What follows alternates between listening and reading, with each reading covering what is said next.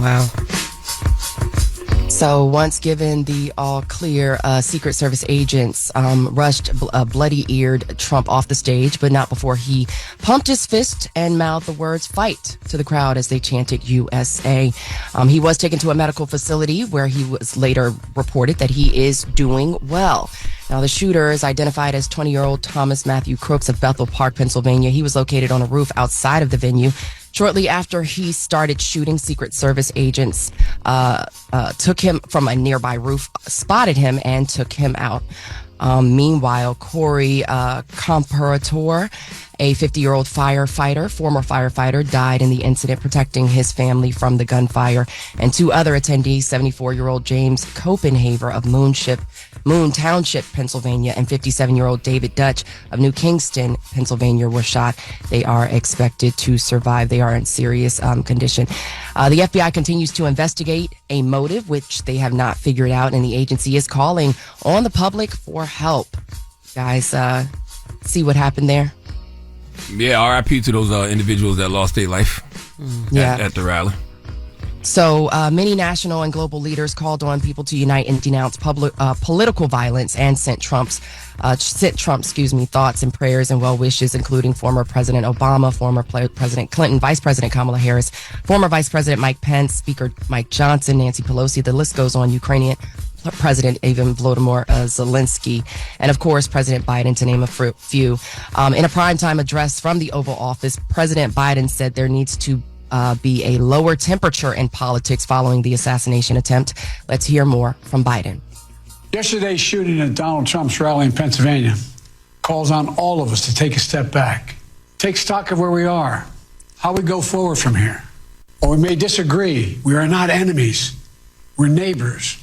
We're friends, co-workers, citizens, and most importantly, we are fellow Americans. We do not know the motive of the shooter yet. We don't know his opinions or affiliations. We don't know whether he had help or support or if he communicated with anyone else. Thankfully, former Trump is not seriously injured. I spoke with him last night. I'm grateful. He's doing well, and Jill and I keep him and his family in our prayers. So Biden, of course, said violence has not been the answer when it comes to American politics, citing examples including January 6th Capitol riots and the assault against Paul Pelosi, who's Nancy Pelosi's husband. He spoke about resolving differences at the ballot box and not with bullets, saying that the power to change America should rest in the hands of the people and not in the hands of a deadly assassin. He went on to say that he did speak with Trump on Saturday night and he is grateful he's doing well. He also extended condolences to the family of the retired firefighter attending the rally who lost his life shielding his family from gunfire. Now, an important thing to note that there has not been an assassination attempt in the United States on a president since Ronald Reagan was in office, and that was March 30th of 1981 as he was leaving the Washington Hilton Hotel. What do you guys make of all of this? I mean, do you think it was the media? Do you think it was divisive politics? What do you think?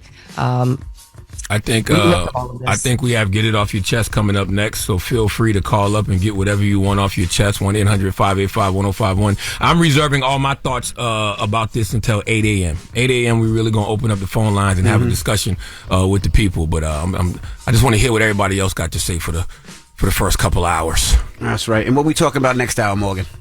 Yeah, so we'll talk about what's happening this week. The RNC gets underway today. And Trump is in Milwaukee. He's ready and geared up for it. Yeah, he said he's changing his speech. He rewrote his speech that he's going to be speaking on Thursday. So we'll get more information next hour. Everybody he's definitely else going to walk out to 50 Cent Mini Men, though. I just want to throw that out he's there. Not walking. I'm telling you. I was going to say, when did the joke thing either 50, I don't think 50 will be there to perform it, but he's definitely going to walk out to 50 Cent Mini Men. I'm telling you. And a bulletproof with Amber Rose twerking, right? I don't know if Amber Rose going to be twerking, but he definitely going to walk out to 50 Cent Mini Men. He's supposed to be there, so we'll talk about it. That's Many men. I'm telling you. Queens wish death upon me. I'm telling you. Blood in my air. I can't. I'm telling you. Right. Get it off your chest. 800-585-1051 is the Breakfast Club. Good morning. The Breakfast Club. Wake up, wake up. Wake your ass. This is your time to get it off your chest. Whether you're mad or blessed, we want to hear from you on The Breakfast Club. Hello, who's this? This is Rich. What's up, Richard? Get it off your chest. I just feel like, bro, good morning, everybody. My bad. Good morning. Envy, Charlamagne, Jess Hilarious. Good morning, King. But we get to like sad times right about now. Like I need everybody to be blessed up, stay out there, because these people is going to use this as a pretext to start a war. It's sad to say, but they is going to use this as a pretext to do what they always wanted to do. Well, the reality of the situation, and I did say I'm reserving my thoughts until 8 a.m., so I will. Never mind. Hello, who's this? What's your name? Hello. Hey, what's your name, bro? Jazzy from Dayton. Hey, Jazzy. Take us off speaker or take us off Bluetooth, please. I'm on regular phone. Okay, all right. We'll get it off your chest, brother. That's all. Hey, the interview with Dr. Umar a couple of days ago, like that, man. Some things he said, I didn't feel like, black and the white as a whole. Oh, you got a white girlfriend? You got a white wife? Well, but I have a white girlfriend. The thing is, I don't disown no. I'm cool with you. If you date a white girl, I'm not gonna disown you because you date a white girl. That's like I own my brother because you date the white girl. That's your choice. It is incredible to me that of all the things Dr. Umar says, that's the thing that hurts people's feelings the most. I can always tell. Listen, love who you want to love, my brother. Dr. Umar. Exactly. The way Dr. Umar feels about who you should love, shouldn't be an issue. I believe that I believe in black love too, though. I like to see black men with black women, but I ain't knocking. I believe in black love too. He should be that way. Like I'm just owning this person because he said he's gonna go for some dude named Donald West because he liked him. His phone is all over the What he was saying was that he said Dr. Umar said he likes Cornel West. Cornel West is running as a third party presidential candidate, but he said he can't vote for him because he's a bunny hopper. Yes. Hey, yo. Hello, who's this? Yo, hello. Hey, what's up? It's Watt, bro. How you doing, brother? What's going on? Get it off your chest. I just had some comments about what went down. I think it's definitely a reflection of where the state of our country and like where we're at with everything. And it's just very interesting. Like the left is basically showing like their true colors because like they're supposedly the liberal progressives, but like they're suddenly like believing in like false flags and like, oh, is it true? Is it not? Kind of vibe. And a lot of people I talk to also, they're like, they wish he was hurt. You know what I'm saying? And these are like the progressives and everything of that. And aside from that, I think it's showing like the radicalization of young men in this country too, because young white men. Say it what it is. No. I mean, yes, it is young white men, but I think quietly it's becoming all men in general. I mean, nope. I'm not giving you that one. As culture becomes more gynocentric, I mean, you guys don't speak the most highly of young men, and if we look at the violence that occurs, in a lot of these incidences, it's the pariahs of society that are kind of often spoken down upon. Well, you shouldn't call them pariahs. How about start there? How about practice what you preach, my brother? They are pariahs. They said that he was alone and he was humiliated in school and things of that nature. So not justifying what he did or anything like that. I'm just saying it's basically a reflection. We don't even know if that's the reason. He was a loner in school. He was in a local gun club in PA. We don't know the reason. He had no real digital imprint or nothing on social media. I honestly don't know. You can't just say anybody that's a loner is Yeah, I don't like the term pariah, even though I understand what the term pariah means. It means an outcast, but it also means an outcast or someone who's despised and avoided. It's the difference, I think, between being considered an outcast and being somebody who's despised and avoided. That's why I don't like to call people pariahs. Get it off your chest. 800-585-1051. If you need to vent, hit us up now. It's The Breakfast Club. Good morning. The Breakfast Club. It's your time to get it off your chest, whether you're mad or blessed. So you better have the same energy. We want to hear from you on The Breakfast Club. Hello, who's this? It's Remy. Hey, good morning. Get it off your chest. Yeah, I think that whole Trump thing was a hoax. Oh, you think it was fake? I think I think it was fake. I think it was set up. I think it was for publicity. But I also think that the firefighter that passed away was an accident. So that needs to be looked into. So you think it was a hoax, and you think the firefighter wasn't supposed to be killed? It was an accident. Right. I think he was just a casualty. Definitely. You think the 20-year-old that shot at Trump? You think that was supposed to happen? He was supposed to. Yeah, I really think he about to go to jail for no reason. He's dead. He's dead. He's dead, man. He died. Oh man. He got killed. The Secret Service killed him right then and there. Oh, you don't think he's died? You don't think he's dead either? Nah, I think he's dead. If he's dead, he's dead. I just don't think that. I think it was set up. I think Trump had everything to do with that. I'm reserving all my thoughts until 8 a.m.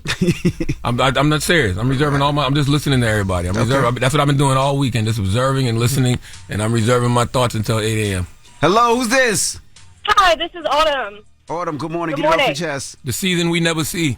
Oh, absolutely. Okay, so I'm on my way back home. I'm coming from Florida. I got a 10-hour drive back to Pennsylvania. My hometown is in Slippery Rock, that is 10 minutes outside of Butler. So what I'm trying to get off my chest this morning is to just send some love out to the community. I unfortunately wasn't around, my local family and friends when this happened over the weekend, but I wanted to send some love out. This is something that is not new to us here in America. We are constantly being forced and divided, and through social media, I've been trying to stay offline, but it has just been bombarded with arguments and, putting yourself out there. But I think we need to come back to ourselves, come back to the heart space, and be there for each other, because ultimately this is all we have. So that's what I'm putting out there this morning. I like that message. You are Caucasian, right? I'm actually Native American. Oh, okay. How old are you? I'm 28. 28. I've been listening to y'all for a long time, and I really appreciate all that you put out there and the love, Charlamagne, DJ Envy, and Jess. Congratulations. Thank you so much. very much. Have a good morning, all right? And I safe appreciate drive. that message.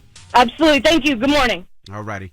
Get it off your chest. 800-585-1051. If you need to vent, you can hit us up. Now we got Jess with the Mess coming up. What we talking about, Jess? Guys, Cameron decided to get up and walk off his podcast show because of Dwayne Wade's nail line. Oh, boy. All right. We'll get into that next. So don't move. It's The Breakfast Club. Good morning. The Breakfast Club. Happy Monday morning, everybody. It's DJ Envy, Jess Hilarious, Charlamagne the Guy. We are The Breakfast Club. Let's get to Jess with the Mess. News is real. Whether it's Jess Hilarious, Jessica Robin Moore, Jess don't do no lies. She don't spare nobody. Worldwide Jess, worldwide Mess. On The Breakfast Club. She's a culture shifter. She was able to get y'all to see something and understand something that nobody could get you to see. It's time to set it off. Big pregnant. And you already know this. Okay, so Cameron reacts to Dwayne Wade's potential plans. So remember, before the break, I was telling y'all that he got mad. Mm-hmm. But D. Wade sat down on CBS Mornings and he revealed what his newest venture might be. He talks about it. Your nails look better than mine. Don't do that. Don't do that. They do. Don't do that. So when are we getting the new manicure? You know, I'm working on. I'm thinking about I'm actually thinking about jumping into the nail line. Oh, really? World. I've been thinking about it. Yeah, I've been thinking about it. Like I've been in it so long, and I'm like, you know what? It could be a good time, but I got some cool ideas that I'm exploring. So this is breaking news. Actually, I didn't tell you guys.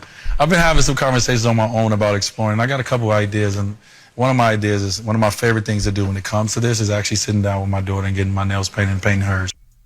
Which daughter? Because he is too old to be painting Zaya Wade's nails. That's a good question. Yeah, because How many daughters he got? Because he got a one, right? They got a baby. No. Yeah, the baby girl with Gabby. Yeah. Okay, all right. I had to think because I'm like, come on, because Zaya can go to the shop. That's not a bad idea though, because it is so many men out here getting their nails painted nowadays. It is. But regardless of how you feel about it, but how do you make it different? Like, how do you make painting nails like a new line? Is it new colors? Is it? He might have like his own gel polish or like his own little stones, like that they, the decals and stuff that you can. All you got to do is put his name on some paint. Right. You know what I'm saying? Pretty much. D Wade polish or whatever. People will buy it. Mm-hmm. Way of Wade polish with the glitter and the confetti. Gotcha. But in a recent episode of It Is What It Is, they attempted to discuss this, the potential plan, but they couldn't really get far because Cameron, he wasn't going for it. He go to audio. Dwayne Wade, so he reveals he's considering creating a nail care line. He said one of his favorite pastimes is getting manicures with his daughter. What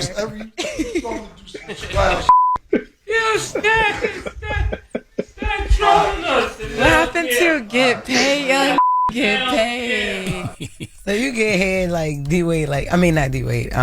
Cameron taking his mic off. He immediately started taking the mic off, and D Wade commented. He saw that and he was like, "It's the old goodness for me." Because Cam said, "Oh my goodness, old goodness" before he got up. But this is the thing: Cam got up and put a purse on and left out. Like it was yes. I'm talking about he whipped it on his shoulder like, oh goodness. I ain't doing this. Take his mic off. I'm sure it wasn't a purse. On and got out of here. Wasn't no damn purse. A man bag. I didn't even see it. But he had a satchel? Right. It was one of them things that we wear a lot. A satchel. Oh, a satchel. Okay. But either way, you can't get mad at a man with a nail line and then you get up and put your purse on like, I'm out of here. Yo, that was hilarious. I respect Cam for just getting up and walking away, because if you don't have anything nice to say, don't say anything at all. Even though I don't necessarily believe in that. But I would say Cam used to get smoked for wearing pink.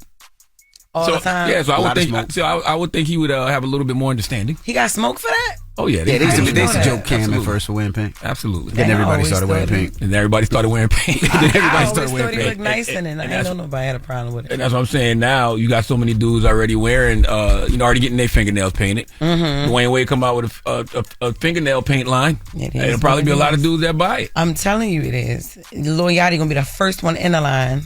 Oh, let me get it. That's why I laughed when Stat said, "What happened to young get paid? Young get paid." That was Don't funny. knock the hustle. That is funny. Anyway, I love It Is What It Is. By the way, dropping the clues bombs. Yeah, that's a good show. Fantastic show. Wiz Khalifa breaks silence after being arrested in Romania. So he performed at the Beach Please Festival in Romania on Saturday, and he's being charged with illegal drug possession after using marijuana while performing. You can see in the video where he's after one of his performances, he takes the blunt out on stage. We can say blunt, right? Yes. He takes the blunt out. I'd be so scared of what to say up here. So he takes the blunt out and he starts smoking. He lights it up on stage. Later on that night, he was searched by authorities and he was caught with 18 grams of cannabis. Cannabis is considered a risk drug under Romanian law, and if Wiz is convicted, he could face up to 10 years in prison in Romania. Wiz was taken for questioning by local authorities after his performance early on Sunday, along with several other people. He was charged, but he was released soon after, and this is what he jumped on Twitter to say. Last night's show was amazing. I didn't mean any disrespect to the country of Romania by lighting up on stage. They were very respectful and let me go. I'll be back soon, but without a big ass joint next time. Absolutely. If you go to prison, you're going to have to. I don't know why we think. Yeah, these artists are crazy. Yeah, like. Going out the country. Who do we think we are? Like, I just mean Americans, rules, period. Yeah. Artists. But why? And then they haven't learned from Britney yet. Nobody has learned from Britney. You got to study laws when you go in another country. 100%. Learn the laws of the land you're going to. You 100%. have to, because for cannabis to be a risk drug under Romanian law, you didn't know that. Your team didn't do research. That's right. You know what I'm saying? That was just asinine for somebody to think they can go. And then you lit up on stage like, you know what? I'm feeling good. And people was in the comments like, why book Wiz if they knew that he's no, you're right. Not even international. You just got to know what state you're in. You know what venue you're in. Yeah. I remember a couple of weeks ago, Little Duval was performing, and they were so scared Duval was going to light up on stage that they begged him like 9 times, please don't. They're going to shut the show down, and he didn't. But at least they did. Yeah. Tell him told and him. asked him. You know what I'm saying? They did tell him. But and by the way, if you never mind, I forgot what I was even going to say. Oh, you're not booking somebody. You said about the fans saying, "Oh, I book Wiz Khalifa." You're booking him to perform, not to smoke weed. Exactly, not to smoke. That's crazy. Yes, like, come on. Yeah, that's what I was saying. But that is Just With The Mess for the first hour. And salute to Duval on another successful Duval day in Jacksonville, man. Dropping the clues bomb for Lil Duval. Nice. Okay, he had a very successful Duval day this past Saturday. Whole bunch of people, no problems, no issues, no assassination attempts, no fights, nothing. Not at all. Shout to Duval. All right, now when we come back, Morgan will be joining us from the Black Information Network. She'll be giving us some front page news, so don't move. It's the Breakfast Club. Good morning. Morning, everybody. It's DJ NV, Jess Hilarious, Charlamagne the Guy. We are the Breakfast Club. Let's get back in some front page news. What's up, Morgan?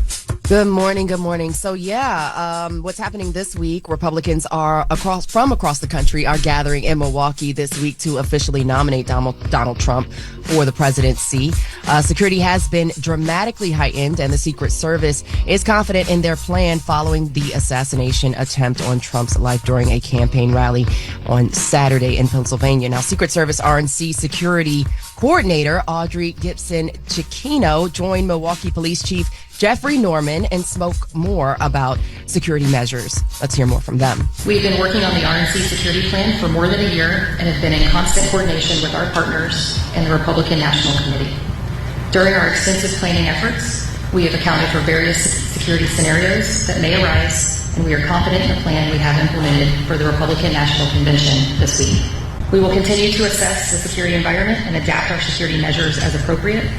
The Secret Service is working diligently with the Milwaukee Police Department, as well as all of our federal, state, and local partners to ensure a safe and secure convention for attendees, volunteers, and the city of Milwaukee.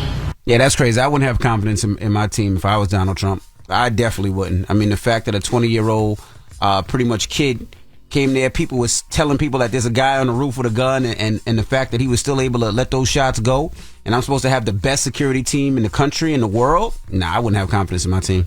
Yeah, well, Milwaukee Police Chief Jeffrey Norman also spoke during that audio where he basically said you can't prepare for everything, but Milwaukee is prepared. He's a black man, just saying. Go ahead, brother. About 50,000 people are expected to descend on the city, and protests are expected outside of the secure area. Police who live, people who live downtown will have to deal with major delays and crowds all week. So convention goers and residents are asked to pack their patience with some understanding this week. Now, meanwhile, back to the shooting, the FBI is leading the probe into the assassination attempt. They, of course, identified the gunman as 20-year-old Thomas Matthew Crooks. The FBI said he acted alone, although the motive of the shooting remains unclear. They, of course, swarmed his home after the event overnight and found explosive materials. A former classmate described Crooks as a loner who was frequently bullied in high school. Now, multiple reports say the suspect used a semi-automatic rifle when he opened fire during the rally. Speaker Mike Johnson, who says the House will conduct a full investigation, he wrote, "The American people deserve to know the truth," and said they'll have Secret Service and FBI officials appear for a hearing as soon as possible. Attorney General Merrick Garland is also canceling traveling plans for the week to focus on the probe into the assassination attempt. That's according to the Justice Department. Garland was supposed to travel to Nevada, Idaho, Utah, and Kansas to speak at the National Bar Association and speak with local enforcement in local law enforcement in those states, but he has since changed his plans. And of course, Trump was spotted golfing yesterday as if nothing happened. He flew into Milwaukee last night, and it's being reported that he will deliver a different speech than originally intended for the RNC. Now, speaking to the Washington Examiner, he said his original speech was going to be a humdinger, but that a new one is a chance to bring the country together. He went on to say that he has received calls from both parties in the past day. Now, this incident has not slowed the Trump campaign down. In fact, he's already using the fist pump imagery to fundraise. Many people are calling the incident a little distasteful, or at least that a little bit distasteful. Meanwhile, President Biden's reelection campaign, they will resume on Monday night, or tonight, after a short break. You know, they're just trying to take a moment. I guess it's like a moment of silence, a moment of solemnness, because of the loss of lives. What are they calling distasteful? The money shot where he got his fist in the air and the blood coming out his face and the American flag behind him? The fact that he's already using it as, fundraising imagery. It's already on his fundraising page. I mean, there's so many different things that are being said. People are calling the incident staged. Others are calling for, to denounce these type of narratives and call for unity. That's why I'm curious to see, I'm not even going to hold you guys. We got a big platform. See what we, what we do here. I told you, I'm reserving all my thoughts until 8 a.m. I will say this about in front page news, just the tone that Republicans set at the RNC over the next 72 hours is very important. Like, they have the power to escalate and de-escalate a lot. And if I was them, I would try to de-escalate, because there is a climate that exists in this country right now where clearly, regardless of what party you are in, you're not safe. Well, yeah. So, again, Biden's reelection campaign, they will resume tonight following a short break after this shooting. Officials tell The Hill that the DNC will also start back up. Biden's primetime interview goes on tonight, NBC on Monday. Yes, it will mark the beginning of his campaign kicking back into gear. And shout out to the Black Information Network's Vanessa Tyler, who is on site at RNC. And I hope to get some coverage from her today regarding what's going on. See as you mentioned, how that tone is actually set. Why they ain't send you, Morgan? You could have dusted off your MAGA hat. You know what I'm saying? Went out there undercover. Mm-hmm. Okay. So that's your front page news. I'm Morgan Wood. Thank you, Morgan. You can follow me on social at Morgan Media. And for more news coverage, follow the Black Information Network at Black Information Network and BINnews.com. All right. Now, when we come back, Pete Rock and Common will be joining us. Their new album, The Auditorium Volume 1, is in stores now. Fantastic album, but keep in mind I was born in 1978, so I appreciate adult contemporary hip hop. That's right. So we're going to talk to them next. So don't move. It's The Breakfast Club. Good morning. The Breakfast Club. Morning, everybody. It's DJ NV, Jess Hilarious, Charlamagne the Guy. We are The Breakfast Club. We got some special legends in the building. Yes, today. indeed. Yes, we got the brother Common and the brother Pete Rock. Welcome. Yes, yes. Peace. How y'all feeling, man? Man, this got breakfast here? Nah. I wish. Some mornings. This is a beautiful day, man, for us to like have a new album and just be together creating music, man. I ain't gonna front. Last night I was just like taking things in, like, man, it's been some years of making music, ups and downs, and to be here like just releasing new music. And the fact that some people see me on the street like, yo, when that new Pete Rock joint coming out or that, I ain't had that in a long time, so I ain't gonna front. I'm feeling like just blessed and on a high, man, just a spiritual high. You be on the street and this is how hip hop Common is. If you try to battle Common in anything on the street, it don't matter if it's dancing, if it's rapping, if it's graffiti, he is to the full and he participates. He participates. And age don't matter. He be spinning on his back. I'm like, I know his back hurt after that. I know his back got hurt. Hey, Envy, yo, my team be tripping because we was in a prison, man. We was, doing some prison work. And this girl wanted to battle me in breakdancing. And a girl was like, yo, she can breakdance. She gonna get you. I was like, okay. So she started doing her little pop locking. Man, I went down and did some windmills. I ate up. They was like, you ain't gonna let the girl in prison beat you, man. And I'm a competitor, man. I want to win, The new album is The Auditorium Volume 1, produced entirely by Pete Rock. Yeah. Why is King's Theater the cover for this project? Once we got the title, The Auditorium, we wanted a dope theater, a dope auditorium. We had heard about different ones, and I looked at King's Theater. Somebody from my team sent it to me, Nicole, and I was like, yo, that's it. And I was like, man, are they gonna fit it within the budget? And for a second, I called my agent, Mary, who books my shows, and I was like, yo, can you help us to get King's Theater? She was like, I'm going there tomorrow. I'm gonna get it. I talked to them, and then I went up there, on my own, just went and knocked on the door like, hey, y'all, we want to shoot a cover, me and Pete Rock. And the security let me in and was like, talking to the person like, yo, Common is right here asking me, could I get, so it ended up, Charlamagne, it ended up being like, man, this was divine order because, when we was taking those pictures and it said King's Theater, I was like, this is dope. And it's, they've had like a lot of historic, it's in Brooklyn, they had a lot of historic performances, and Diana Ross reopened that spot. And actually your wife lived around that area, so it was a lot of tie-ins. And even just shooting a cover, Pete and I was like, man, we ain't shot an album cover in a minute where you going through that experience of taking shots and just, it was dope, man. So salute to the King's Theater, yeah. Your production is so stellar, and it's still so stellar. And I was wondering, did you have these beats in the stash, or did you make these purposely for Common in this project? I had some in the stash and maybe made some recently, but they were all done. And then I just took a whole bunch and started sending it to him. Well, he came to the crib first. Yeah. And then, he sat down and I started playing beats. He was like, yep, that one. Yeah, But he also was sending me records too, like that. Yeah. And that's a process that I haven't been a part of in a minute, where like I'm sitting down and the producer is like got the record and he finding what he's about to sample. For me, Pete was sending these records and I was like, yo, that's it right there. Loop that and to be a part of that process is like a creative thing. I feel like that's how you can come with a sound. And it was even bigger than just us, like just making music. To be honest, as soon as I got to Pete's crib, we started talking about life, and that's something that's like in the process of being artists and creating together. It's like you need to be able to like be connect as human beings, man. We was talking about therapy, life. You know, sometimes you just know when you're in the right place. You know, it's energy. Energy is like, and that God intuition is one of the most like underrated things. And I was like, as soon as I was at his crib, I was like, okay, we gonna do an album. Like, and I felt like we both would put our heart and souls into it.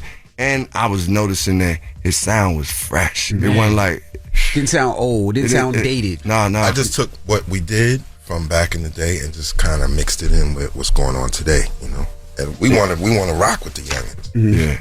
I was going to ask, you know, the celebration last year, the 50th celebration, it seemed like it made people respect hip hop again. Yes. And not just the newer artists, the older artists. Because I'm seeing a lot of the OGs back on tour. Yes, and I'm seeing their shows sold out. People have you guys witnessed that? Yes. Bro, I was on that LL Force tour with the Roots for a second, and I did different cities, Cleveland, Chicago, Detroit. I'm like, yo, it's people here like coming in their outfits, like celebrating this music.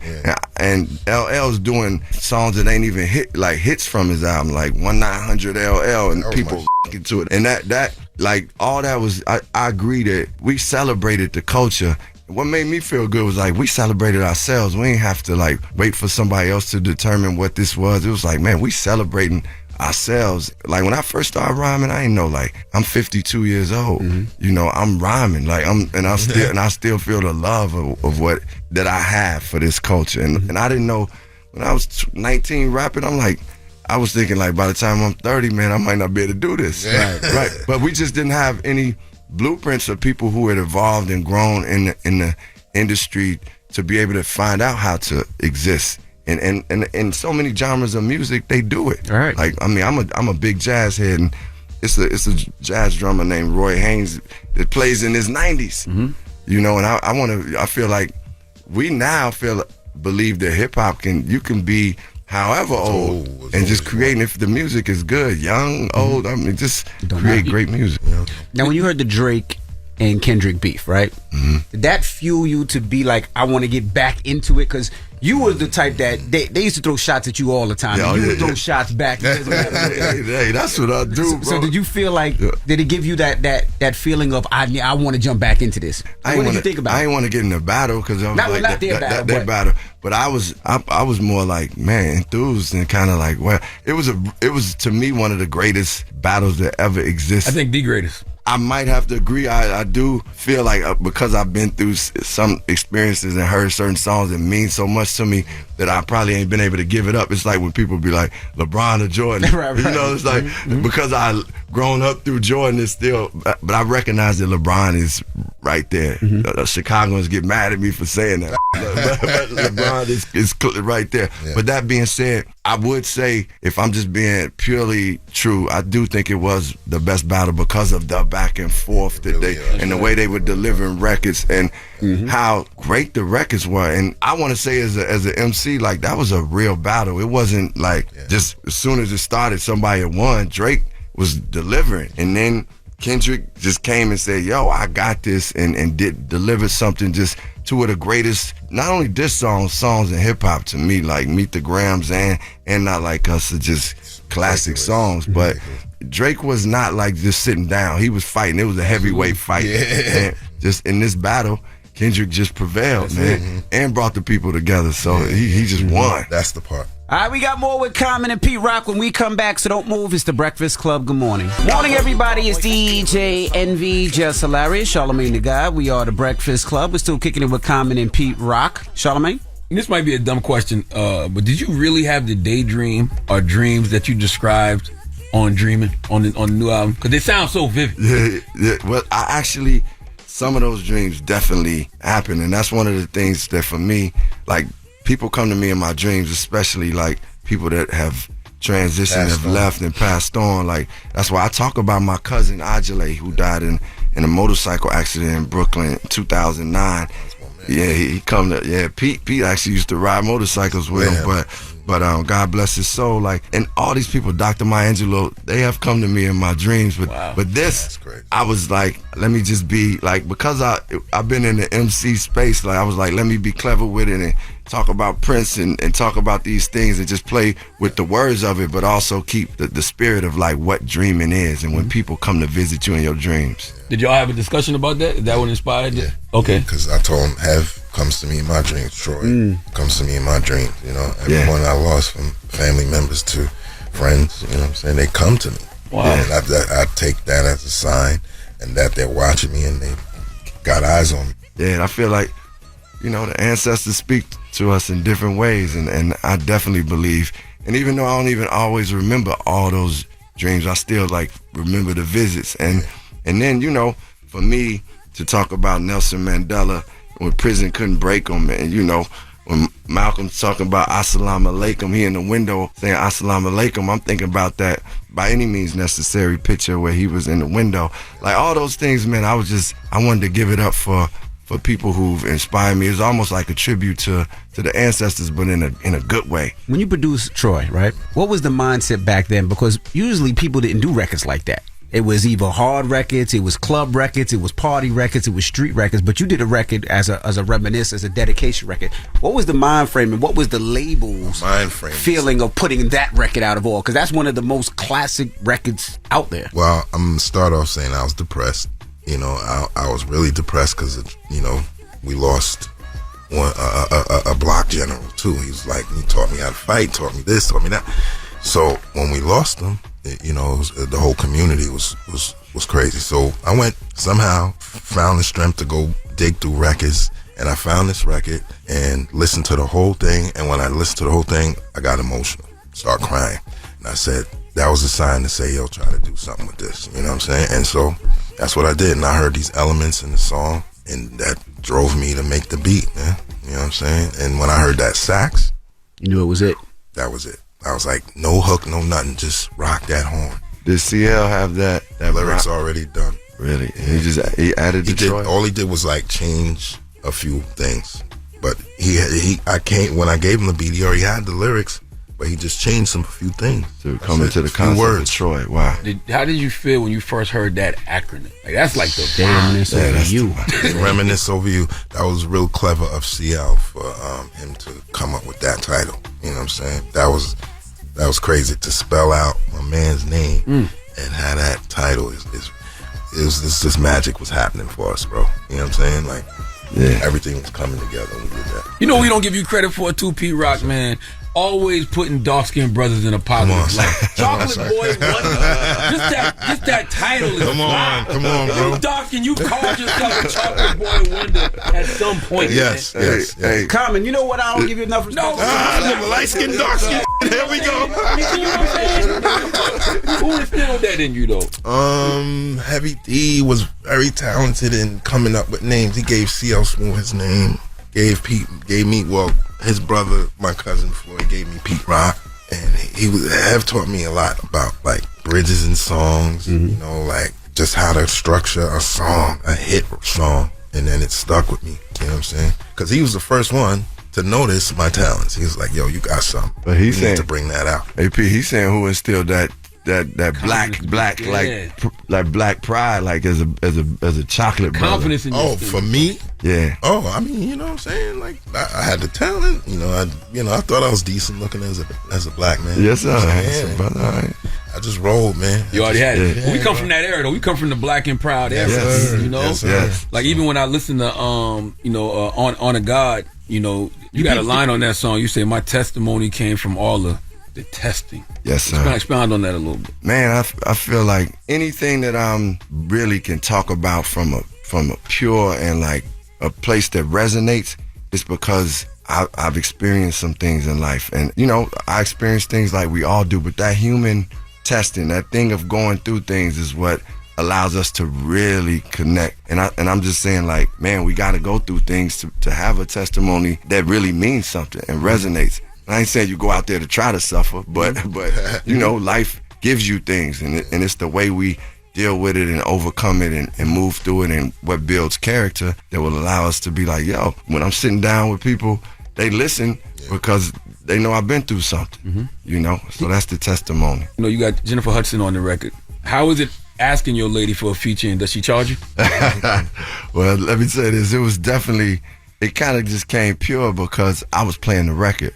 And I had the rhyme, and Peter sent me the beat, and I loved this beat. And I thought it was Aretha Franklin, a sample from Aretha Franklin. And I asked Pete, and he's like, "No, that ain't Aretha Franklin."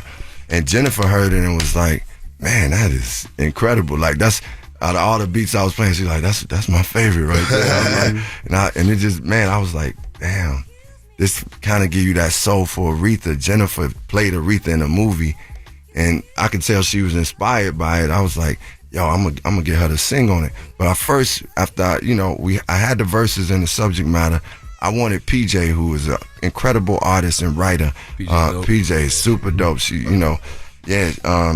she from North Carolina. It's just super dope. But I had her write the hook, and then also I was like, I want Jennifer to sing kind of what the sample is doing, and I was like, "What's up? You want to do this?" She was like, "Yes, because she was excited to do it, and ain't no charge. It'll be a fair exchange. I'll do something on her. No points on the back end. No points. All right, we got more with Common and Pete Rock when we come back, so don't move. It's The Breakfast Club. Good morning. Morning, everybody. It's EJ, NV, Jess Hilarious, Charlamagne the Guy. We are The Breakfast Club. We're still kicking it with Common and Pete Rock. Their album, The Auditorium Volume 1, is out right now. Now, Common, how do you deal with the criticism? Like, you dated women in the industry that were famous, and sometimes people go at them. Yeah. How do you deal with that, being their man, but you also know that this is the entertainment world? Yeah, man, I try to do my best to, when I'm like in a relationship or partnership that is with somebody public, which has happened, I just try to make sure we stay as sacred as possible with us. And like, I try to make sure we build together and have our own like foundation, because once people start talking, it can distract you, it can get you off, it can discourage you. But if you got the foundation and know what y'all purpose to do, and that's, I guess, any relationship, but for me, that's what's been like dealing with the publicity of the stuff. And you feel something, if somebody attacking somebody you care about, you love, you're gonna defend them, you want to defend them. But I try not to get caught up too much into what people talking about the relationship, especially if it ain't true. And if it is true that it wasn't supposed to be out there like that, so we got to resolve that within the house. Like, if somebody criticizes her show, for instance, right? Yeah. And then you got to do an interview, it's like... Who is her? Common got a great roster. I would never talk about it. Oh, This man to go home and have an argument. I'm married. We come on. So how do you deal with that? Because you might just want to say, you know what? I ain't like what he said. I'm gonna talk to him later on. So how do you deal with that? But then you also know, like, this is the entertainment industry, and I gotta let it go. But sometimes people think Common is sweet, right? And I know Common ain't sweet. And I know every once in a while, I've seen Common smack somebody. I tell the story all the time. I've seen it. I've seen him on stage rapping, and then walked in the crowd, smacked somebody, and did not stop freestyling. Talking about smacking the dude. Myrtle Beach, South Carolina, House of Blues, with own eyes. Wow. That was back there. Like we said, light skin ain't just go back down. So how do you deal with that part of it? Nah, but for me, man, like, when people criticize your work, man, you can't really take that too personal. Like, I get criticized all the time. I done got called out for wearing crochets. Like, you got to know who you are. And like, if you put out, like, I put out music, there's people like, man, what is this? Like, I can't take that personal, so I apply that with her. Like, if somebody's talking about her show, they don't like the show, I understand, that's what they feel. But if somebody disrespect her space, that's a different thing. Right. Like, just like, it's different than criticizing on the work we do than it is like disrespecting the space of a person. So that's how I feel. But her show is doing excellent, bro. So I'm happy for her, and I'm grateful she on the album. J Hud. Yeah. How do you feel when you look back at the Electric Circus time, Com? Because I think about, like, people ask the Locks about the shiny suit time. Yeah. What do you look back when you look at the Electric Circus time? What do you think? Was it the Queen, Erykah Badu? We got her on the wall. Yes, was it her that had you dressing like that? Because I love when the internet, this new era, finds old stuff, and that's what they say. Nah. What? Well, see, this is the thing. Erykah is very influential, but not influential enough to say dress like this and I would do it. I'm a man like that. Like, I'm gonna put on what I like. Everybody might like ask they want when your lady be like, oh, you look good, you feel good about that. But I am not going to my lady like, is this one right or that? I mean, I might ask that, but nobody's gonna say, yo, wear this, wear this, and she, that's a powerful woman. She's amazing, incredible human being too, and just one of the greatest. But as far as dressing me, no, that never happened. How do you tap into that Chicago energy all these years later? You know, you've been all over the world. Yeah. So how do you tap into that energy? I'm gonna be real with you. Like, having a lady that's from Chicago allow me to go home and just be home. Wow. Like, and I hadn't did that in a while, where I was just like going home and just being around my loved ones and didn't have no work to do. Man, I ain't gonna front. That helped me with this album. That sound like you might get married, Com. For real. Like, that sound like you building a real foundation. I mean, listen. I mean, this is definitely with all due respect to all the women I've dated, you know, because it's all love. But this is a really healthy and beautiful relationship, bro. And like, I'm just doing my best to keep God first and communicating, taking all the stuff I've learned as a human being, the failures I've had in relationships, on my responsibility. I'm taking that, learning from that, growing from it, using all the therapy, all the you know, understanding that, man, let me enjoy moments. And also, just life is about creating happiness and creating joy and creating love and embracing the grace that exists. So when you with somebody who's from where you're from, it's a different kind of connection too. That's something else. But I mean, she's from where I'm from spiritually. She's from where I'm from where we geographically come from, the Chi. And, you know, just from where I'm from as a person. Like, one of the things that I felt was, before we even started was together, we were doing this movie. This security guard said to me, I came to the set, he was like, man, you and Jennifer Hudson, two of the coolest celebrities I ever met, man. I was like, what, for real? He's like, nah, y'all real cool. And he was like, she just bought this ice cream for all these people here on the set. And I was like, man, I just like people to treat people good. Word. That's part of home too for me. So yeah, I mean, she there, bro. You seem the happiest. So you're saying you want to get married. That's what it sounds like to me. I mean, if I'm going to get married, it's to her. Wow. Yeah. Wow. That's simple as that. And I see Pete Rock smiling every time you talk about her. He's smiling like he might know something that we don't know. No, I don't know nothing. I just like it. I like to see them. You know what I'm saying? Together, it makes me feel good. I got a hip hop head record. CL Smooth and Pete Rock. Whatever happened to the group? Just growing pains, man. So we're two different people. Y'all cool with each other now, or? I can't say that, but I wish them the best. Anniversary, I never seen y'all perform together, and I always said, damn, that would be for 50 year anniversary. Yeah. Everybody coming back, I would like it would be amazing to see Troy on stage or the record straighten it out. I feel the same way, but you know, some things just can't happen, you know, and it is what it is. It's just life, bro. You know what I'm saying? My last question, you know, we saw Meth recently. He said that he realized that there's a generation gap is just too wide for him. He don't want to perform at certain concerts, younger concerts. Yeah. Do y'all feel that way, and do you feel like there's not a home for OGs in hip hop, as far as not even just performing but radio as well? I don't feel that way. I feel that, like, man, music can prevail over any age. Like, the one good thing is that I feel like a lot of that music is coming around again to the youngest. If we deliver music that has that soul and that timelessness, young people will respond, old people respond, people will respond. Well, if you're looking for that, the Auditorium Volume 1 is out right now. Yep. Let's Common and Pete Rock. Let's play a joint off of there. What y'all want here? I was going to say Let the Sun Shine again. Okay. Well, thank y'all for joining us. Pick up the album right now. The Auditorium Volume 1 is out right now. Common, Pete Rock. Yes, sir. It's the Breakfast Club. Good morning. Morning, everybody. It's DJ Envy, Jess Hilarious, Charlamagne the Guy. We are the Breakfast Club. Let's get to Jess with the Mess. News is real. Whether it's Jess Hilarious, Jessica Robin Moore, just don't do no lies. She don't spare nobody. Worldwide Jess, worldwide Mess. On the Breakfast Club. She's a culture shifter. She was able to get y'all to see something and understand something that nobody could get you to see. It's time to set it off.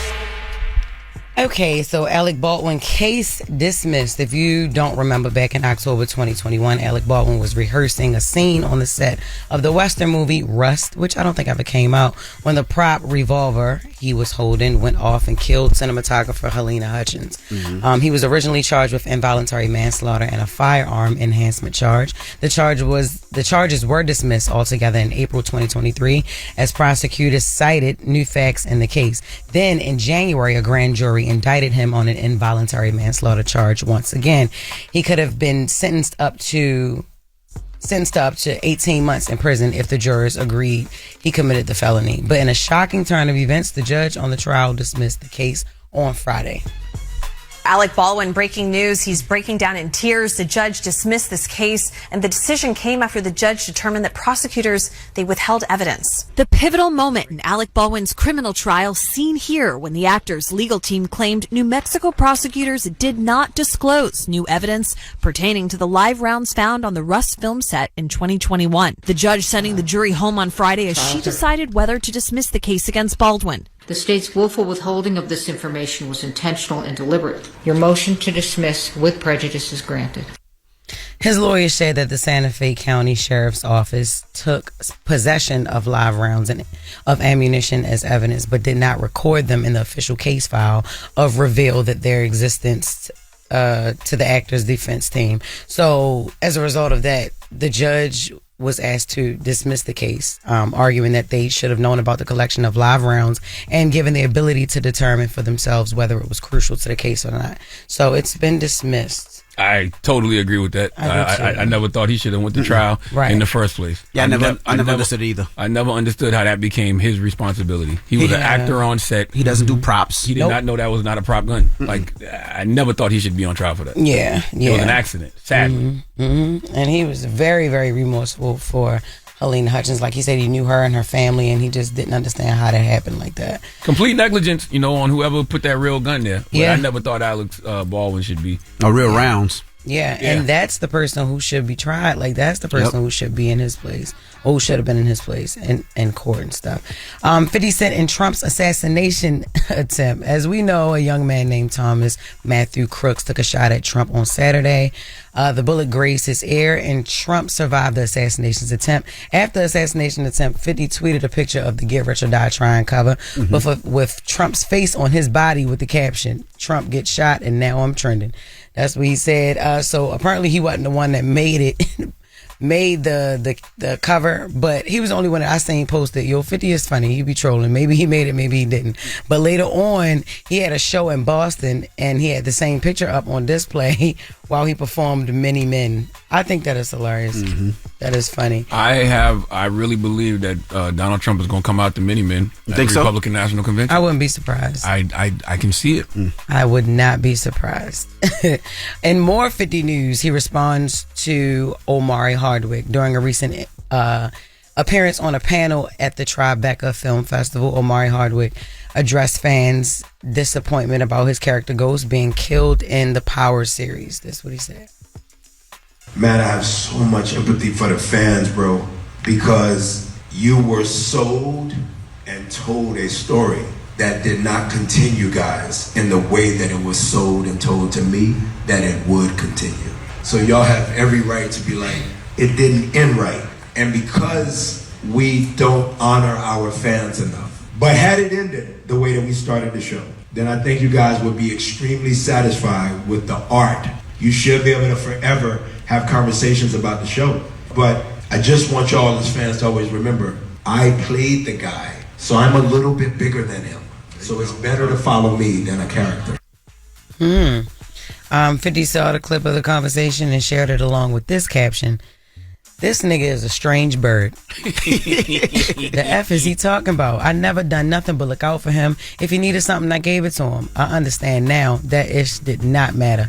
So of course 50 felt some type of way. And then I also seen a few weeks ago, Omari Hardwick was he sat down with Ryan Clark and them at the Pivot, and he was actually saying that he don't feel like he got paid enough to play the character Ghost in the original Power. 50 didn't respond to that, but I saw that, and that didn't hit as many blogs as I thought it would. But he was saying that he didn't. He thanks Curtis, he thanks Courtney Kemp, but he didn't get what he thought he was worth to play the series main character. How I feel about that is very like conflicted, because I'm like, things change in TV all the time. Like, they rewrite stuff. You never know as an actor what I don't know what was sold to him. Right. I'm not discrediting his feelings, but things change with series all the time. Like, I can't speak for movies too much, because a movie is just one, but This was a series, you know what I mean? And the series lived on. We got spinoffs and all that. And you could have got brought back.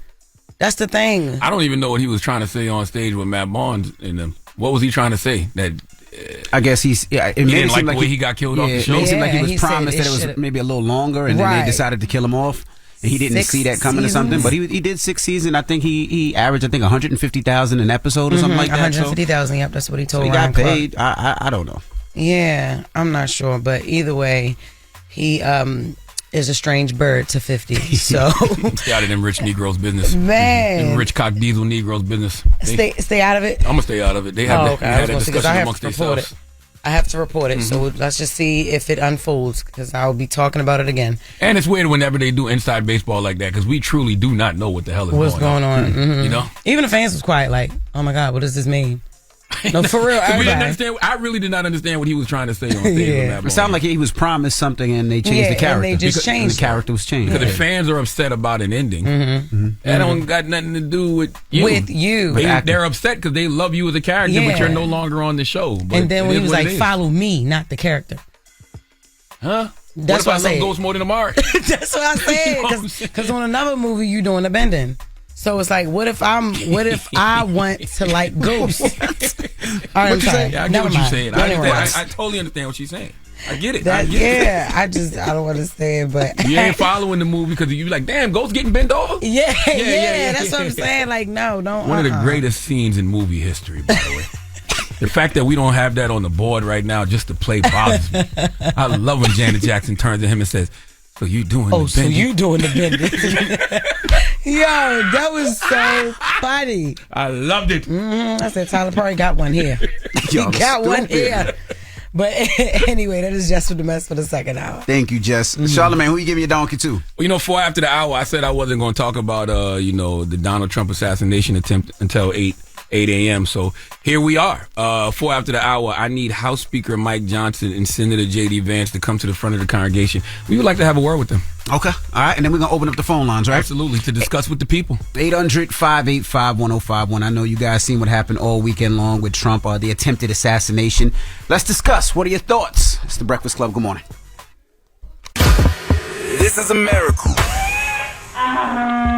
There is no question that there are problems in this country between police and community. Yes, you are a donkey. The latest on that police killing of a black man. Now to new developments in the deadly spa shooting rampage. And yesterday was a really bad day for him, and this is what he did. And so we are in a state of emergency.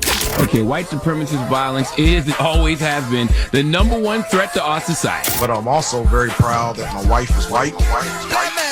The Breakfast Club, bitches. All right, Charlamagne, please tell me, why was I your donkey of the day?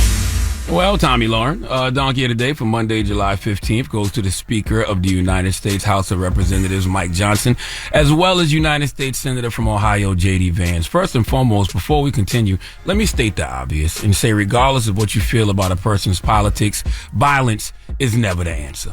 It's that simple. If you don't like a candidate or an elected official, you should attempt to take them out with your votes, not violence. If you think otherwise, if you think violence is indeed the answer, just do a simple exercise and ask yourself, if this was a candidate or elected official that you actually voted for and supported and they got shot at, someone attempted to take their life, what would your reaction to that be? When we discuss what happened to Donald Trump, I believe that discussion, like most discussions in America, is multi-layered. But first and foremost, we should talk about the issue of political violence, and we should denounce it and state quite plainly that we have no place for it in America, period. And I'm not saying that to be politically correct. I'm saying that because that's how I truly feel. Now, back to the donkeys at hand. Mike Johnson and Senator J.D. Vance from Ohio. First, let me read this tweet that J.D. Vance posted on Saturday at 8:20 p.m., just a couple of hours after the assassination attempt of Trump occurred. He posted, "Today is not just some isolated incident. The central premise of the Biden campaign is that President Donald Trump is an authoritarian fascist who must be stopped at all costs. That rhetoric led directly to President Trump's attempted assassination," end quote. Speaker of the House Mike Johnson was on NBC's Today Show on Sunday morning, and he said this in regards to the Trump shooting: "Everyone needs to turn the rhetoric down." Let's listen. As America awakens to a rather surreal morning, this is a horrific act of political violence that ought to be roundly condemned. Obviously, we can't go on like this as a society. We've got to turn the rhetoric down. We've got to turn the temperature down in this country. We need leaders of all parties on both sides to call that out and make sure that happens so that we can go forward and maintain our free society that we all are blessed to have.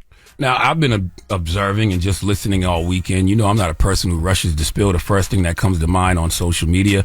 I just been taking it all in. And I want to say to Mike Johnson and J.D. Vance that you can't honestly have a conversation about dangerous rhetoric that leads to political violence without discussing the dangerous rhetoric that has come out of President Donald Trump's mouth and his social media. Mike Johnson said everyone needs to turn the rhetoric down. The question I would ask Mike Johnson is, who is everyone?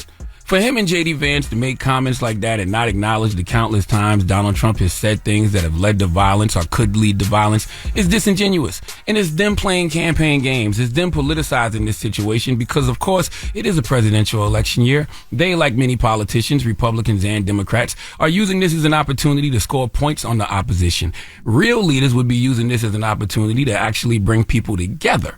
Instead, you both are causing more division. You are causing more people, in this case, Democrats, to be targets. Once again, you cannot make any statements about dangerous rhetoric that leads to political violence and division without acknowledging the words that have come from Donald Trump's mouth and his social media. There has been a real unserious attitude in regards to political violence in this country. When a nut-ass follower of Donald Trump came to Nancy Pelosi's house and attacked her with a hammer, Trump made fun of it. And we'll stand up to crazy Nancy Pelosi, who ruined San Francisco. How's her husband doing, by the way? Anybody know? And she's against building a wall at our border, even though she has a wall around her house, which obviously didn't do a very good job. Remember when Trump posted pictures of Biden looking like he's bound and hogtied on his social media? Donald Trump, in an attempt to overthrow the results of the 2020 election, told his followers to fight, and that led to an attempted coup of this country, and some of his followers did bring guns and ammunition to D.C. for that purpose. They did storm the Capitol. They were chanting to hang Mike Pence because he wouldn't alter the election results. That happened, and it happened because of Donald Trump. I'm not even going to go down the rabbit hole of how many times Donald Trump has incited political violence or co-signed political violence or suggested political violence. I'll give you a couple that come to mind. You remember when the now governor of Montana, I believe it was Montana, he was running for Congress and he body slammed a reporter and got charged with assault, and Donald Trump said, "He is my type." Is that not encouraging violence? Remember when Donald Trump suggested that, Second Amendment advocates assassinate Hillary Clinton? Hillary wants to essentially abolish the Second Amendment. By the way, and if she gets to pick her judges, nothing you can do, folks. Although the Second Amendment people, maybe there is, I don't know. But come on. So Mike Johnson and J.D. Vance, please don't act like Donald Trump is not solely responsible for creating this environment of political violence that he's not even safe from. About 12 days ago, Kevin Roberts, the president of the pro-Trump think tank, the Heritage Foundation, said this: in spite of all this nonsense from the left, we are going to win. We're in the process of taking this country back. We are in the process of the Second American Revolution, which will remain bloodless if the left allows it to be. It will be bloodless if the left allows it to be. Mike Johnson and J.D. Vance, could that kind of rhetoric lead to political violence? If somebody was at home, right, reading Project 2025, which was put together by the Heritage Foundation, and heard Mike Johnson say that, don't you think that could lead to some type of political violence? Why aren't you denouncing all that type of rhetoric, okay, then and now? How could you in this moment immediately point the finger to Democrats?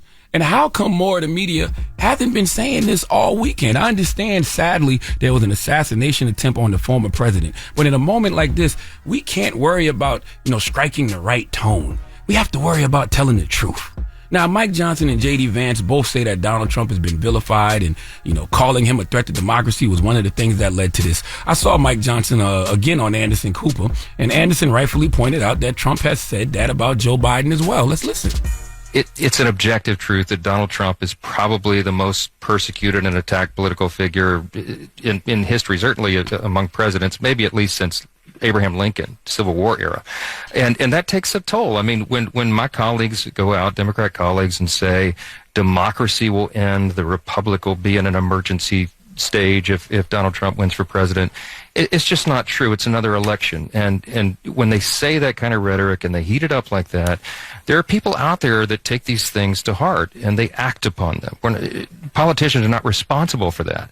But we do have a responsibility to be responsible. I do want to point out the former president himself has also used that kind of rhetoric. He said on June 27th, Joe Biden is a threat to democracy, a threat to the survival and existence of our country itself. That's certainly the same kind of language you're talking about. Listen, everybody is prone to overstatement, okay? I mean, a few days ago, earlier this week, I mean, Joe Biden actually said we need to put Donald Trump in the bullseye. I mean, right? I don't think either of those men meant to imply anything beyond just rhetoric, but the point is the rhetoric has consequences. Once again, you cannot talk about rhetoric without talking about the things that Donald Trump has spewed out of his mouth and on social media. People like myself and others call Donald Trump a threat to democracy because he has done things that have threatened democracy. I could argue that in regards to the 3 judges he put on the Supreme Court, democracy is done, but you all won't realize that until November when the presidential election comes, but I'll get back to that. For all you people who may think saying Donald Trump is a threat to democracy is just noise, well, when someone says we should terminate the Constitution to overthrow the results of an election, that's a threat to democracy. When someone tells people to fight and they storm the Capitol to overthrow the results of an election, that's a threat to democracy. Trump put 3 judges on the now illegitimate, corrupt institution that is the Supreme Court, and they are absolutely threatening our democracy. They granted him presidential immunity for crimes because he asked. That has nothing to do with the Constitution. Look up the Chevron ruling. The Supreme Court did. The Supreme Court did. It's basically saying they can make up stuff based on their own interpretations. That's one of the biggest FUs to the Constitution I've ever witnessed. They are abolishing constitutional rights like Roe v. Wade. They made it to where elected officials can take bribes. Donald Trump and Republicans have put together a corrupt Supreme Court that literally doesn't have to care what voters want. They have set up a system where either Republicans win elections or elections do not matter. Is that not a threat to democracy? Wait until November. Now, personally, I don't believe Biden can beat Trump, especially after Saturday. But if he does, when Donald Trump contests the results of the election, because he will if he loses, in light of all the Supreme Court's recent rulings, do we really believe they aren't going to side with him? Is that when some will finally believe he is a threat to democracy? Or are we going to just believe him when he says the election was rigged? Only difference is this time when he says the election is rigged, the Supreme Court is going to side with him and it will be a coup by court. And of course, it will be people in this country who will believe him if he loses and says the election is rigged, because people believe what they want. That's why some folks want to believe his attempted assassination was staged. Nobody believes the truth in this country anymore, and that is another problem in America. Depending on what side you stand on, that's what you believe. Nobody thinks anything is real unless it confirms what they already thought. That's why folks immediately rushed to say Donald Trump's assassination attempt was staged. Why? What's the reason to spread that narrative? What happened on Saturday was very real. And it should be a teachable moment for us all, because this is what happens when you have people in positions of power spreading the kind of dangerous rhetoric that Donald Trump has been spreading since 2016. No one should say this is staged. Saying it is staged is exactly why we can't fix the problem, because we're not acknowledging the truth. What happened to Donald Trump is very real. Political violence is very, very real, and it's only going to get worse, especially when you have people like J.D. Vance and House Speaker Mike Johnson blaming Democrats when we don't even know the shooter's motives yet. Okay, the truth is, President Donald Trump has created an environment of political violence that not even he is safe from. So it's damn sure not safe for anyone else. It is my hope that at the Republican National Convention, Republicans use this opportunity to de-escalate and not escalate, because if they go out there and escalate, they have to know they are continuing to make things unsafe for everyone, including them. Trump stood up after getting shot, fist in the air, blood on his face, and just like on January 6th, he told his supporters to fight. Fight who? We don't even know why this happened to you. Everyone just speculating. Everyone got their own conspiracy theories, their own ideas. You can't just tell folks to fight. What we all need to learn from this is that history now shows us that folks are willing to fight and kill for whatever they believe in. Whether it's storming the Capitol or shooting at the president, it seems like violence is inevitable. The stage has already been set. How far it goes depends on us, the American people. We have to decide what kind of republic we want to live in, and we need to decide that now. sadly, though, when I see and hear statements from Senator J.D. Vance and House Speaker Mike Johnson, statements that continue to divide us and make people unnecessary targets, I fear it may be too late. But let's not forget the moral of this story. We are all adults in this country, okay? Big boys, big girls. We can condemn political violence and what happened to Trump on Saturday night, and also talk about the dangerous rhetoric that Donald Trump has spewed that got us here. Please let Remy Ma give Senator J.D. Vance and House Speaker Mike Johnson the biggest hee-haw. Hee-haw, hee-haw. You stupid motherfucker. Are you dumb? Open up the phones. Let's discuss. Yeah, we got to get to it fast. 800-585-1051. What are your thoughts? So, of course, they tried to assassinate Donald Trump. What were your thoughts on it? Everything that's going on, we're just going to open up the phone lines and take your thoughts. 800-585-1051. Call us up right now. It's The Breakfast Club. Good morning. The Breakfast Club. I'm Terry McCready with the top stories on the Black Information Network. The National Security Council spokesman is back at it. Yeah. Let's get back to the world's most dangerous morning show. That's what's up. It's The Breakfast Club. Yeah. Bless up. Steady calling my phone. It's topic time. Call 800-585-1051 to join into the discussion with The Breakfast Club. Morning, everybody. It's DJ NV, Jess Hilarious, Charlamagne the Guy. We are The Breakfast Club. Now, if you're just joining us, we'll open up the phone lines, 800-585-1051. We're talking about everything that went on this weekend. The assassination, the rhetoric. Some people believe that it was staged. It definitely wasn't staged, and there's no need for us to keep saying that. Like I said during Donkey of the Day, we shouldn't be saying that this is staged. We need to be talking about how this is very real, and political violence is very real, and what happened to Donald Trump is very real, and we can't fix the problem if we don't acknowledge the truth. And the truth is, the type of dangerous rhetoric that has been spewed, by President Donald Trump, and MAGA. Is what leads to this type of political violence, and it's actually very disingenuous. That's why I gave House Speaker Mike Johnson and J.D. Vance Donkey of the Day. It's disingenuous to say things like it's the rhetoric of Democrats and people calling Donald Trump a threat to democracy that led to something like this, and everyone needs to tone down their rhetoric. No, the only person that needs to tone down their rhetoric is President Donald Trump, which is probably why he's changing his speech.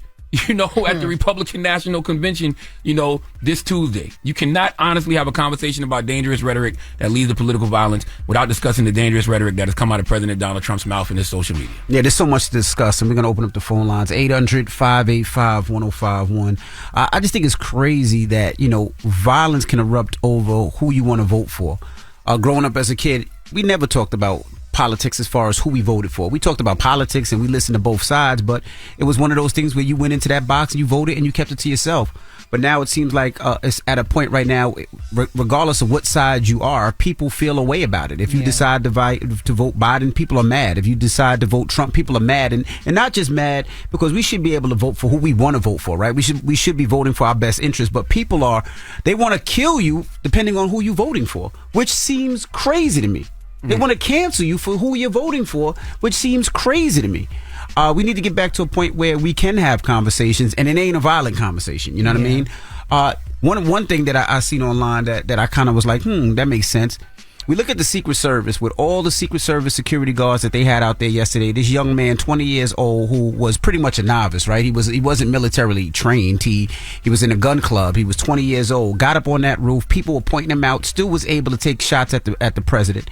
Now, would y'all feel comfortable the fact that Secret Service, who's a trained organizations, they should be knowing what they're looking for and doing all of that to protect the president? Would you feel comfortable with teachers carrying guns that don't have the same training to be looking for the same thing? Would y'all feel comfortable with that? The reason I don't like that, I heard people say that. The reality of the situation is Secret Service got that dude out of here within seconds. But he shouldn't have even been able to do that, though. Yeah, but my point is, if somebody comes in the classroom with a gun, and I don't even know why we're having this conversation, but if somebody comes in the classroom with a gun and they shoot, right, and somebody takes them out immediately, that's what you would want. Yeah, but Secret Service is supposed to avoid the problem. That's what the scan was. The scan is supposed to be, when they come out with the snipers and everything, they're supposed to be scanning stuff, right? And you would understand if it's a militia, somebody trained. But this was a 20-year-old kid that climbed on a roof that people seen. People pointing him out. So with that said, the teachers shouldn't be the first line of defense. They should have something at the school Armed security. that stops people from coming into the school. I'm with you. So 1,000%. that's what their job is to, like, if you And I'm with scan you a whole 1,000%. area, Right. make sure nobody gets in here with nothing. Correct. And if you do get in here with something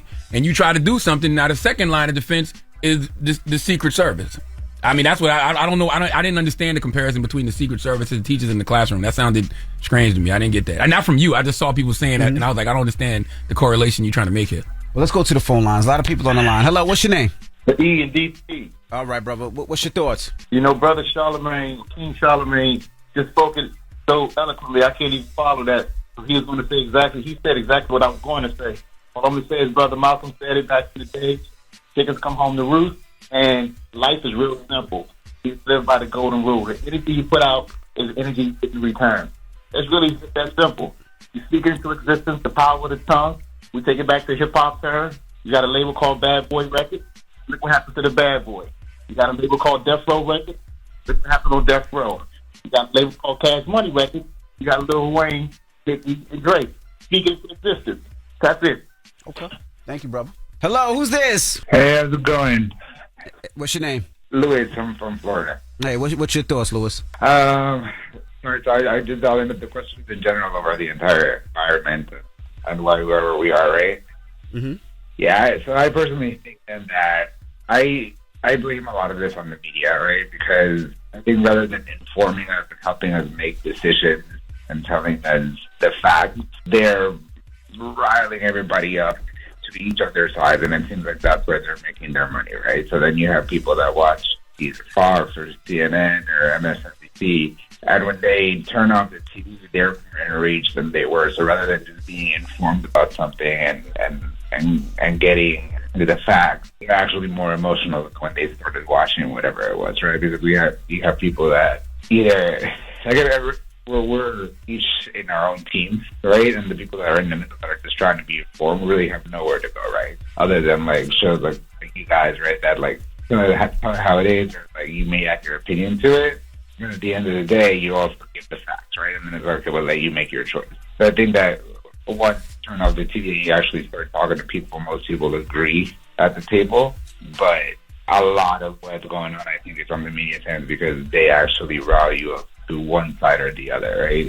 And like a lot of friends that I have actually become enraged by just listening to whatever output the media is putting. So you want to hear more? You think we need more balanced discussions? More sides need to be talking with each other and not at each other. Is what you're saying? Yeah, 100%. I mean, in terms of the media itself, like I turn to the media to be informed, right? I don't want to really hear too much of your opinions. Just tell me what the facts are, and I'll make up my mind. But I don't think that we have too much of that, except for a few places where you have a balanced conversation. Where if you have a panel, yeah, you have someone that leans left, then you also have someone that leans right? And then I can get both sides of the story versus just getting your side and it being completely anti-left or anti-right.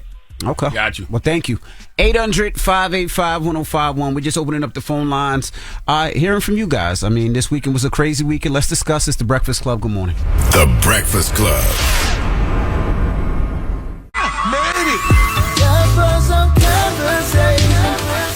If y'all talking about it, you know we talking about it. It's topic time. Call 800-585-1051 to join into the discussion with The Breakfast Club. Morning, everybody. It's DJ NV, Jess Hilarious, Charlamagne the Guy. We are The Breakfast Club. If you're just joining us, we're talking about everything that happened this weekend. Now, Jess, what were your thoughts when you seen everything and how it unfolded this weekend? To be honest with you, this goes back to what Charlamagne said. I thought it was staged myself. You thought it was staged at first? I honestly did. I mean, nobody moved. It's a couple reasons. Nobody moved for real. He didn't react like he had just got shot at. It was like he wasn't even trying to get off the stage. Like they had to get him out of there. Mm-hmm. The people behind him just wasn't phased. You know for that? a while. It's funny that you said that. I called my dad is a retired police officer. So when I called him and I'm like, isn't it strange that gunshots went off and They didn't scatter? Like, no, they didn't run? Right. You know, people did though. Like I guess not behind them. They didn't scatter. I'm talking about the stage view of it. Yeah, I think you looking at a certain group of people. There was mad people running and covering each other. Like that's how the guy got shot and killed. The guy got shot and killed because covering his family. He covered his family. Yeah, but on the stage, Yeah, it didn't seem like nobody scattered. Like it just seemed like when you first seen it, I'm like nobody moved. Yeah, and then like you said, we live in the times where you don't believe anything because every time we do believe something comes out as not true. Well, most of the time, it's not true. It's AI, right? Yeah, and then also this is also like nothing surprises me that happens to Donald Trump or Donald Trump does because of how he moves, who he is. Like he can use this. He's already using it, but he's using it like I don't know. He'll do anything to win the election. Yeah, you know what I'm saying. So another reason I thought it was. I never thought it was staged because immediately I saw everybody pull their phones up. That's what I knew. I was like, you know, but also I just don't think that we should run around and I get why you felt that way, but this was very real, you know, and this is what happens when you have people in positions of power spreading the kind of dangerous rhetoric that Donald Trump has been spreading. Political violence is really real, and this is it can get worse. And that's what I'm saying. I didn't find out about the person that actually died until late last night. Yep. Like you didn't hear that. You know what I'm saying? I didn't hear that, and I didn't. That's why I'm quiet right now until you just ask me how I felt because I don't want to start parading that, saying that because this is a huge platform. You don't want to say, "Oh, it's stage to stage," because that is crazy. But look at the times that we live in. Most things are not real anymore. Most things are staged. Right. But when I'm asked, yeah, that's what I thought. Yeah, the only reason I do think Donald Trump will go that far to win an election, but. That's pretty like a bullet to your head. He don't got to go that far to beat Joe Biden, yo. Yeah. He's probably gonna beat Joe Biden before Saturday. I think he beats Joe Biden definitely Saturday, and he got the Supreme Court in his back pocket. You know, so I don't think he would go this far. Jamisha, this is me. Hey, Jamisha. Good morning. What's your thoughts? Good morning. I just want to say, you know, there's no place for violence in this country. And, you know, God rest the soul that we lost. But I will have to say that I feel like it is a distraction. I feel like Project 2025 was really picking up steam within the black community. And this is just something to distract us. And at the end of the day, God forbid, I just want all black people to make sure that they're registered to vote, go vote, and then go learn how to shoot a gun and protect yourself, get your kids out there, because it's real. It is a real situation, and although we can go on Black Twitter and laugh and joke on different things, this is serious. That's right. Somebody tried to kill this man, and at the end of the day, black people, we really have to open our eyes and stop laughing at everything. Don't be on social media on a platform if you have thousands of followers being black talking about, oh, he's gangster, I'm about to vote for him now. That's ignorant. Stop being ignorant because people's lives is on the line on this ballot. Our rights is on the line on these ballots. Women's rights is on the line. Like, it's serious, and we have to take it serious. And I just want black people, vote. Please vote. Thank you, Jamisha. I'm not telling you who to vote for, but vote. And I'm you know, she brings up a good point. You know, they keep calling this an assassination attempt. Yeah, it was an assassination attempt, but it also was a declaration of war. You know what I mean? Like whenever you decide to take a shot at a former president, you know, somebody who is, you know, a leader of a whole other side, 70 plus million people on this planet. Don't you think that his soldiers, don't you think that his minions, you think they just gonna take that lightly? No. That's why it's so irresponsible for people like Mike Johnson and J.D. Vance and whoever else to just run out there immediately and say, this is the Democrats' fault. Yo, we had Russia said this is Biden and them's fault. Like, why are they interfering with U.S. business, just trying to cause division? Can't we see what's going on here, people? No. Come on, man. People can't. Come on, man. And that's the sad part about it. All right, well, what's the moral of the story if there is a moral? The moral of the story, for me, is what I said during, Donkey of the Day. We are all big boys and big girls. We can condemn political violence. We can condemn what happened to Donald Trump on Saturday. We need to condemn it. But we also have to talk about the dangerous rhetoric that Donald Trump has spewed that got us here. You should be able to do both. It is disingenuous for House Speaker Mike Johnson to go out there and say everyone should tone down the rhetoric. No, there's only one person who should, because there's only been one person that's been doing it. It is irresponsible for J.D. Vance to go out there and say it's rhetoric from the Democrats that led this to happen to Trump. It's very disingenuous to say that and not acknowledge the rhetoric that Donald Trump has spewed on his social media and out of his own mouth. No, what's really scary is what you said and what people have been saying all weekend long, that they believe that Biden has no chance of beating Donald Trump. That's what's really scary. Because when people start talking like that and people start believing it, that means people feel like they don't have to go out and vote. They feel like they can sit out on the couch and just sit this one out because they feel like they lost already. No, I think everybody should go out there and vote. And we can't do that. One of the main reasons I think it's going to be very tough for President Biden is because of how Donald Trump has the Supreme Court in his back pocket. Because Donald Trump put 3 Supreme Court judges on, and the whole Supreme Court is doing his bidding. Everything from, he asked for immunity from crimes, and he got it. There's nothing constitutional about that. So that lets me know that if he contests the results of the election in November, what reason would I have to believe that the Supreme Court would decide with him? Yeah.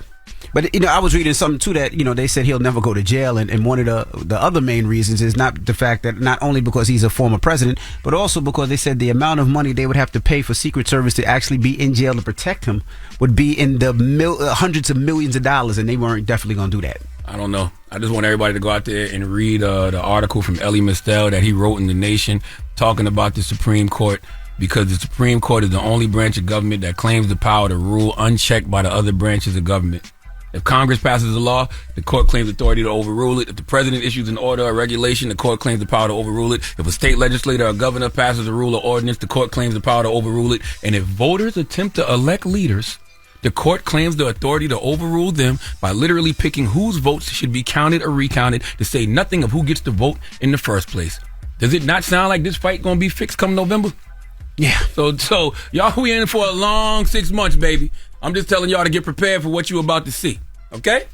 Okay. All right. Jess? Blasphemy. I was talking about the rumors. Oh. We got Jess With The Mess coming up. Yes, Lil Wayne sings Not Like Us right before he performs his verse of the motto in Vegas. Yeah, but people, I think it's some trolling, but we're going to get into it. I don't know. I don't think he would do that to his nephew like that. All right, we'll get to that next. It's The Breakfast Club. Good morning. News is real, whether it's Jess Hilarious, Jessica Robin Moore, just don't do no lies, She don't spare nobody. Worldwide Jess, worldwide Mack. On The Breakfast Club. She's a coach of shit. She was able to get y'all to see something and understand something that nobody could get you to see. It's time to set it off. Former NFL star receiver Jacoby Jones, who won Super Bowl 47 with the Baltimore Ravens, has sadly passed away. He was only 40. Details surrounding his death have not been released. He retired from the NFL in 2017. He returned to his alma mater, Lane College, and became a wide receiver coach. He's from New Orleans, though, right? I know. I believe that he's actually a New Orleans native, but he went to Morgan State and joined Alabama State staff in 2022. His family released a statement saying he died peacefully at his New Orleans, Louisiana home. Yeah, okay, so that rest in peace to him. Rest in peace to that brother, man. To his family. 40 years old. That's way too young to go. Yeah. Way too young. There was a lot of deaths this weekend. Yeah, it was. It was. My son actually told me about Jacoby Jones because I really wasn't online yesterday. I was like, what? He passed away. Dr. Ruth passed away. Richard Simmons passed away. Shannon Doherty passed away. Yeah. A lot of people passed and away. And then Richard Simmons, he passed away as well. He was 76 though. So, and then another Diddy allegation. So, allegation against Diddy came up. The former editor-in-chief of Vibe magazine, Danielle Smith, claims Diddy threatened her, saying she'd be found dead in the trunk of a car after she refused to show him his Vibe magazine cover page in advance. He was set to be on the cover for the magazine's December 1997, January 98 issue. A few days before the issue went to press, Diddy demanded to see the cover image, saying he'd need it changed if he didn't like it. Danielle Smith refused to show it to him, stating that magazine policy was against showing pre-publication. Diddy allegedly showed up at Vibe's office demanding to meet with her. Her colleagues quickly escorted her out of the office. The next day, Diddy reportedly called her, threatened her, and taunted that he knew her location. When she demanded an apology for the threat, Diddy allegedly laughed and said, F you. That interaction led to her contacting her attorney, which made Diddy fax an apology to her hours later. Days later, the magazine servers, which had all the pages for the upcoming issue, were stolen from the office. She immediately suspected Diddy and his crew. She claimed she blocked the story from her memory until 2 people reminded her of it. Why? She stole all the magazines. Yeah, he stole like the whole pack of them that they had delivered. Y'all stupid, man. Y'all stupid. Yeah, all the boxes That's that was delivered, they crazy. took all of them. So, and she said, she blocked the memory. She blocked the memory of her mind. So 2 people reminded her, like, remember that time, and then that's when she remembered. But she reflected on this incident in a write up for New York Times Magazine. She said, the nauseating image of myself running and hiding from Combs with colleagues protecting me made me confront other things I'd possibly repressed about that thorough and fantastic time in my life. Danielle is the wife of Elliott Smith. She served as editor-in-chief from 97 to 99. Elliott Wilson, right? Not Elliott Smith. I mean, Elliott Wilson. Yeah, Elliott Wilson, my bad. I'm sorry that happened to her. Yeah. That is a crazy image, though. Diddy telling his goons, go up the vibe. Take all the magazines. Take that. Get those magazines. Yeah. All the magazines? Like all the magazines. They could not be put out. That's crazy. If I was in this crowd, I don't think like, that's how that works, though. I don't Yeah. they distribute the magazines to all the stores and everything else. I think they were trying to get the computers and the hard drive so it couldn't be taken. Okay. Well, Jacquees proposes to girlfriend DeAndrea Sanders at the baby shower. The couple hosted a baby shower over their baby boy. For their baby boy when Jacquees popped the question. He presented her with a princess cut diamond ring along with a speech about his love for her. You know, I can remember when I first met you, when Pac-Man called me on FaceTime to sing. I usually hate singing on the phone to girls when my partners call me because I usually turn them up. But not this time. It was the same for you. Stay with me. And we just watched Power and went to sleep. That night, I really knew you were special because we didn't do nothing. And if you didn't do nothing, I knew then you was locked in with God. That's when we started kind of making a deeper friendship in my eyes. Yeah, so congratulations. Y'all remember me reporting on the fact that she thinks that she wanted to hyphenate the name, and she also may have wanted to be married. That's why she wanted to hyphenate the baby's name. And so he answered her prayers, if that was one of her prayers, to be a wife and also a child's mom. And the engagement comes just weeks before she expected to give birth. Her due date is early August. Okay, mine is mid-August, girl, right before me. So, yes, good job. Good job. Little eat. Dropping a clue bomb for Jacquees. Yeah. Salute to them. Congratulations. Now he'll get his child named after him. I think that's dope. That's dope. Dang, yo, I could not even do the Lil Wayne Not Like Us thing. That was crazy. Because I definitely see it. All right, so in Vegas he performed, yo, and this was funny. He was singing Not Like Us over the model beat before he rapped his verse.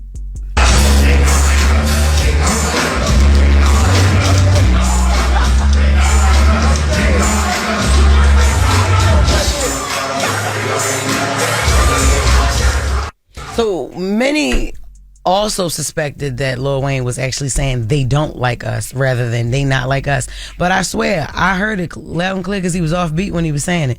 So I heard him saying it. We play it one more time.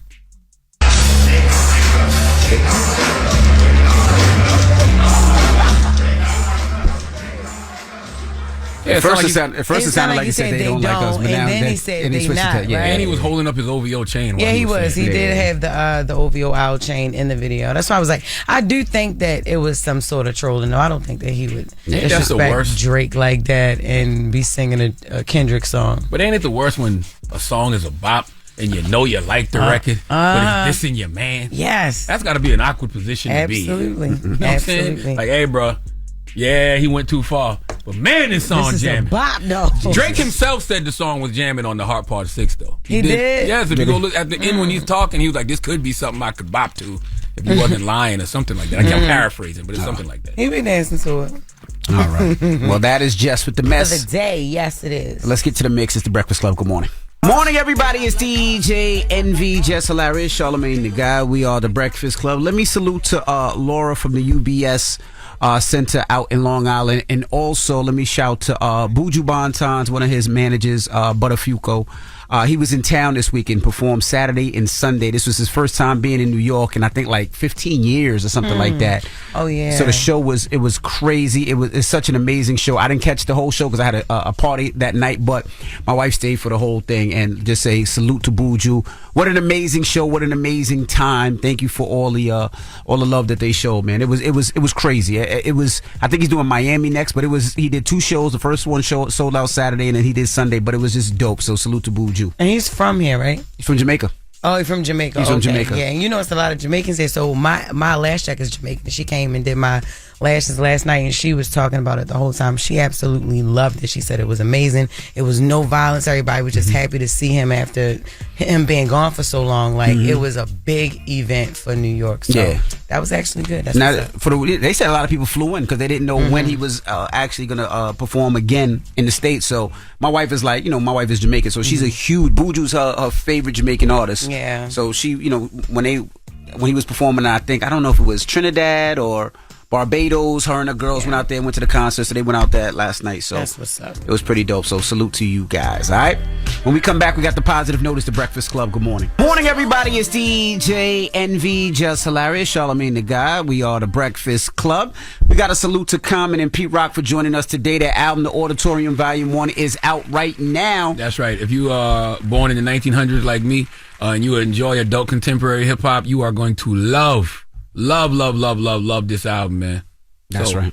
Go get that. Salute go listen to it. And I want to salute to everybody in Tampa, man. I was in Tampa Friday with the Urban League of Hillsborough. I had an amazing discussion with the good brother D Strong and Queen B. Those are people. They on 95.7 The Beat in Tampa. You can listen to the Breakfast Club on 95.7 The Beat in Tampa every morning. We were talking about my new book, Get Honest or Die Lying, Why Small Talk Sucks, which is available everywhere you buy books now. Salute to Kalia, who owns 7th and Grove. That's what the event was. Envy, they said you family.